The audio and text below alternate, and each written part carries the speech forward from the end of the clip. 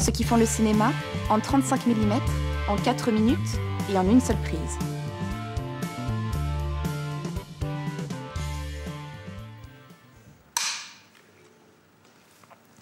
Bonjour, donc je suis là avec Anne-Dominique Toussaint et on a décidé de parler du travail d'écriture, d'adaptation et de comment ça s'est passé jusqu'au tournage.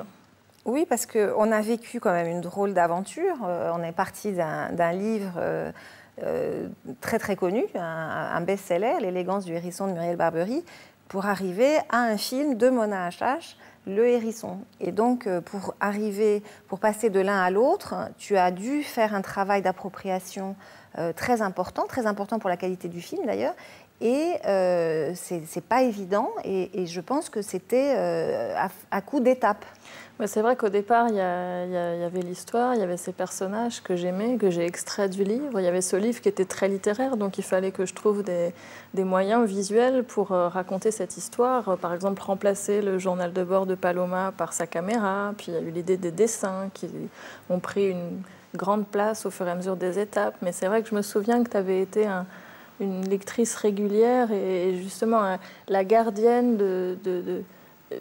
justement de me dire à chaque fois, mais tu n'as pas encore pris suffisamment de liberté, il faut que tu te l'appropries, il faut trahir ce livre finalement.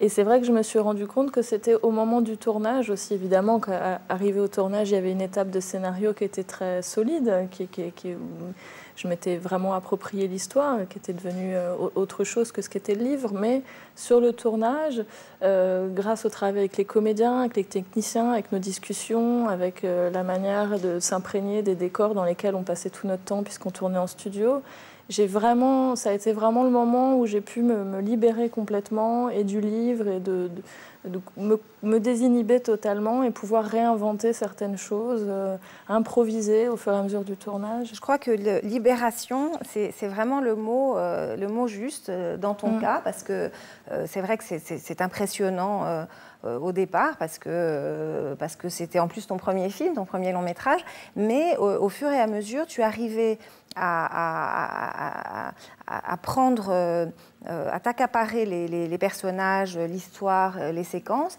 et en particulier aussi pendant le tournage. Et ça, c'est très important. Enfin, je trouve que c'est très rare, c'est très inhabituel qu'un metteur en scène, et surtout quand il s'agit d'un premier film, alors que c'est très compliqué, il y a énormément de contraintes, il y a énormément de décisions à prendre, on est comme si on était dans une seringue pour arriver à finir sa journée de travail. Et toi, malgré ça, tu réfléchissais quand même sans arrêt au sens que tu voulais donner au film, au scénario, tu étais capable de changer une phrase, de changer une séquence, et surtout de réfléchir à la fin, puisque la fin jusqu'au bout, vraiment jusqu'aux dernières séquences, jusqu'aux derniers jours de tournage, tu voulais l'améliorer, tu voulais la changer. Et ça, je pense que... Alors moi, ça me fait penser à François Truffaut, parce qu'on raconte beaucoup que la nuit, il noircissait avec ses scénaristes des pages de scénario qu'il faisait apprendre à ses comédiens le lendemain. Mais tu as réussi à avoir cette liberté-là, et je trouve que c'est quand même très rare. C'est vrai que j'ai trouvé qu'au-delà de cette étape, finalement, l'étape où on est tout seul devant l'ordinateur devrait être celle où on se sent le plus libre. Et moi, c'est finalement sur le tournage, avec toute la matière qui était là, les comédiens, les décors, les costumes, les accessoires, etc., que je me suis sentie le plus libre et que j'ai pris un grand plaisir justement à totalement me libérer du livre et des mots et et de trouver ton film. Et de trouver le film, voilà.